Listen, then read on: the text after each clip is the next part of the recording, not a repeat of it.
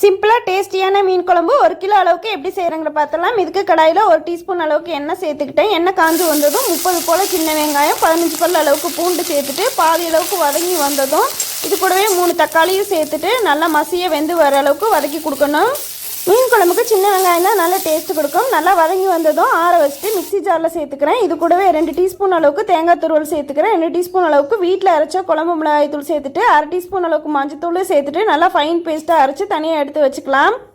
இப்போ ஒரு கடாயில் ஒரு குளிக்கரண்டி அளவுக்கு எண்ணெய், கடுகு, கொஞ்சமாக வெந்தயம், சீரகம் எல்லாம் சேர்த்துட்டு தாளிச்சிட்டு ஒரு பெரிய வெங்காயம் சேர்த்துருக்கேன், 2 பச்சை மிளகாய், 1 தக்காளி இதெல்லாம் சேர்த்துட்டு நல்லா வதங்கி வந்ததும் அரைச்சி வச்சுக்க பேஸ்ட்டை இதில் சேர்த்துட்டு ஒரு தடவை கலந்து கொடுத்துட்டு மிக்ஸி ஜார் அரைச்சிட்டு தண்ணி தேவையான அளவுக்கு தண்ணி சேர்த்துக்கோங்க.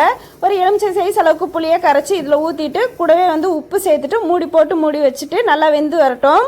குழம்பு கொதித்து தேவையான அளவுக்கு சுண்டி வந்ததுக்கப்புறமா மாங்காய் பீஸ் சேர்த்துட்டு இது கூடவே மீன் சேர்த்துக்கிறேன். ஒன்றா சேர்க்கணும். கம்ப்ளீட்டாக இந்த ஸ்டேஜில் சிம்லேயே வச்சுக்கிறேன்.